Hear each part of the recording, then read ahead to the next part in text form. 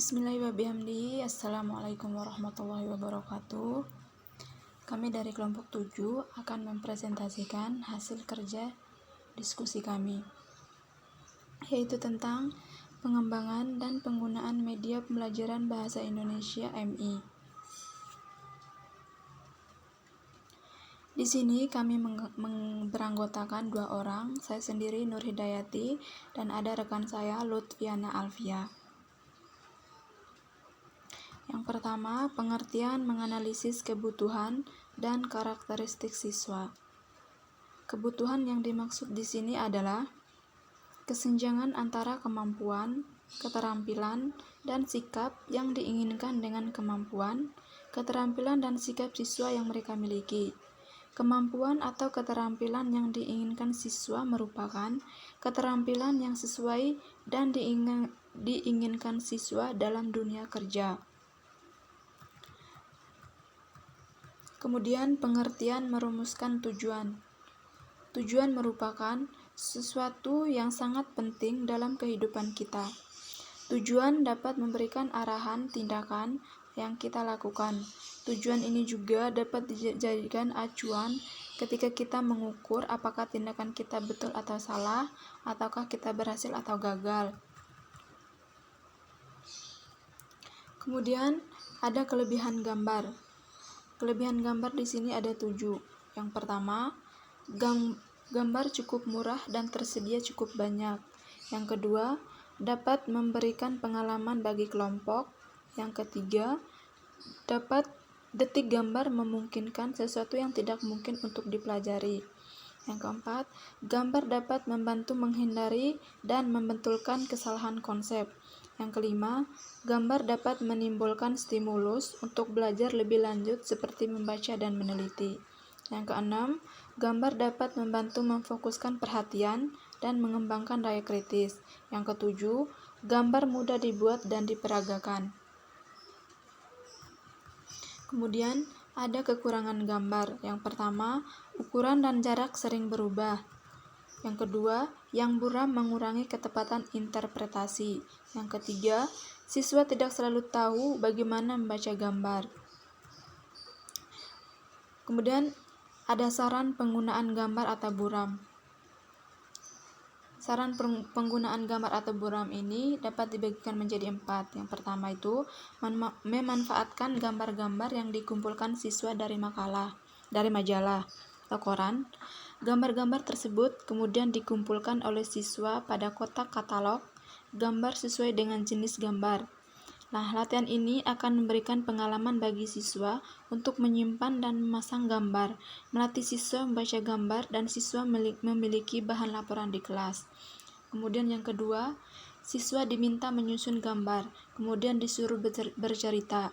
Nah, latihan ini dapat mengembangkan kemampuan menyusun dan berkomunikasi. Yang ketiga, memperlihatkan kepada siswa gambar yang baru berupa objek atau tempat yang belum pernah dilihat. Gunakan teknik diskusi langsung atau discovery inquiry untuk mendeskripsikan apa yang mereka lihat. Nah, bentuklah 2 kelompok. Nah, buatlah permainan dengan 20 butir pertanyaan. Kelompok yang dapat mendeskripsikan dengan benar mendapatkan poin atau nilai. Kemudian yang keempat, untuk mengembangkan kemampuan menulis atau membaca informasi visual, tunjukkan gambar atau cetakan yang berisi banyak informasi visual. Kemudian siswa diminta menulis atau bercerita yang berisi deskripsi tentang hubungan orang-orang dan lingkungan di dalam gambar. Yang kelima, untuk menjelaskan urutan proses, sediakan foto-foto dengan tahap-tahap khusus. Yang keenam, dapat mengembangkan gambar yang berguna dengan kamera terutama jika mengunjungi tempat-tempat yang menarik. Guru dapat mengembangkannya untuk pembelajaran. 7. Siswa untuk mengembangkan cerita foto mereka sendiri dengan kamera sederhana. Yang ke-8, pekan atau bulan pameran di kelas. Ambillah gambar anak-anak yang sederhana berpameran. Yang ke-9, ambillah gambar perkembangan emosi dan fisik siswa pada awal tahun dan akhir tahun pelajaran. Ajaklah siswa membandingkan, berikan stimulus agar mereka dapat menjelaskan bagaimana mereka tumbuh. 10. Rekamlah momen-momen penting. 11. Buatlah momen foto atau gambar untuk mendukung topik belajar. 12. Tempatkan beberapa gambar dalam papan template. Siswa diminta menulis apa yang mereka pikirkan tentang isi gambar. Kembangkan imajinasi, berikan penekanan pada deskripsi gambar sekalipun mutlak benar.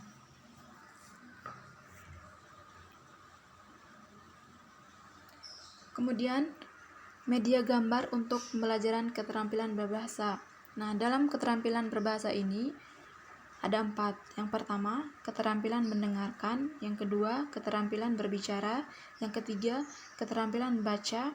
Dan yang keempat, keterampilan menulis. Nah, dalam keterampilan mendengarkan ini dapat dibagikan menjadi 4. Yang pertama, pembelajaran makna butir-butir baru dapat menggunakan media gambar untuk keperluan penerapan metode terjemahan, metode langsung, dan kontekstual.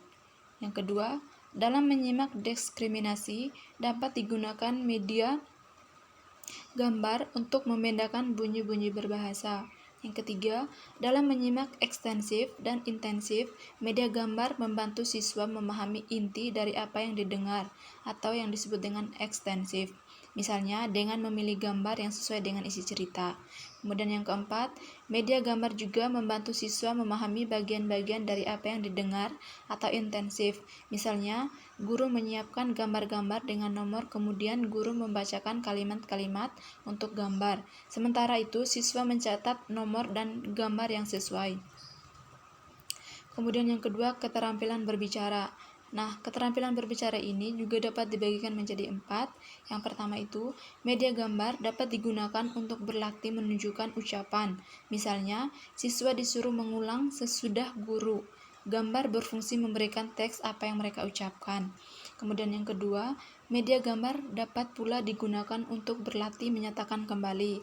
Gambar-gambar yang berurutan ditunjukkan kepada siswa untuk membimbing apa yang harus diucapkan dengan catatan gambar cukup banyak bercerita. Yang ketiga, media gambar juga dapat digunakan untuk memanipulasi kata atau kalimat, misalnya dengan menunjukkan gambar benda-benda yang dapat diterjemahkan ke dalam kata-kata untuk melengkapi kalimat-kalimat. Yang keempat, media gambar dapat digunakan untuk melatih berbicara terbimbing dan berbicara bebas. Misalnya, untuk berbicara terbimbing itu digunakan gambar yang berisi cerita. Untuk berbicara bebas, disajikan gambar tunggal, kemudian siswa disuruh menceritakan isinya. Kemudian yang ketiga, keterampilan baca. Nah, dalam keterampilan membaca ini ada 2. Yang pertama, media gambar dapat digunakan untuk melatih membaca bersuara keras. Misalnya, disediakan gambar berkalimat, kemudian siswa yang pertama disuruh mengambil dari tumpukan gambar yang berisi kalimat, "Mengapa kamu mengambil jaketku?" Siswa disuruh mengambil gambar dari tumpukan yang lain dengan kalimat jawaban, "Karena saya kedinginan." Yang kedua itu, media gambar dapat digunakan untuk membaca intensif, misalnya dengan gambar yang berisi artikel atau promosi. Kemudian yang terakhir, keterampilan menulis. Dalam keterampilan menulis ini ada 4. Yang pertama, media gambar dapat digunakan untuk pengenalan lafal bunyi bahasa, misalnya dengan kartu berkantong bunyi-bunyi bahasa. Yang kedua, media gambar dapat digunakan untuk menirukan tulisan, misalnya disediakan jumlah kalimat yang benar dan salah. Siswa diminta mengelompokkan kalimat ke dalam 2 kelompok yang benar dan salah. Ketiga, media gambar dapat digunakan untuk meniru kembali, misalnya disajikan kartu kata papan, siswa membacanya dan berusaha keras menyusun kata-kata menjadi kalimat. Setelah kartu diambil, siswa menuliskan kalimat. Kemudian yang keempat, media gambar dapat digunakan untuk menulis terbimbing dan menulis bebas. Untuk menulis terbimbing, digunakan rangkaian gambar lengkap atau tidak lengkap, sedangkan untuk menulis bebas digunakan gambar tunggal. Media yang dapat digunakan untuk menyajikan gambar dapat berupa papan tulis, OPH, papan bermagnet, papan flame, dinding card, dinding poster, dinding gambar, slide laboratorium, bahasa dan penyusun kalimat. Nah, hal-hal yang harus diperhatikan dalam membuat media gambar adalah seperti yang pertama, isi gambar, kemudian bentuk gambar dan komposisi gambar, kemudian kepadatan dan ruang gambar, warna gambar, nada atau sifat gambar, garis gambar, gerakan gambar, dan perubahan. Yang terakhir, penggunaan media pembelajaran bahasa Indonesia.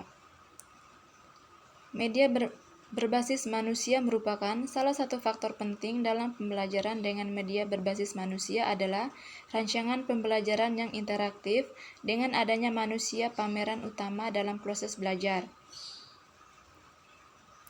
Berkesempatan interaktif semakin terbuka lebar. Pelajaran interaktif yang terstruktur dengan baik dan tidak hanya lebih menarik. Media berbasis manusia ini berupa media tertua yang digunakan untuk mengirimkan dan mengomunikasikan pesan atau informasi. Media manusia dapat juga mengarahkan dan dapat mempengaruhi proses belajar melalui eksploitasi terbimbing dengan menganalisis diri dari waktu ke waktu apa yang telah terjadi pada lingkungan belajar.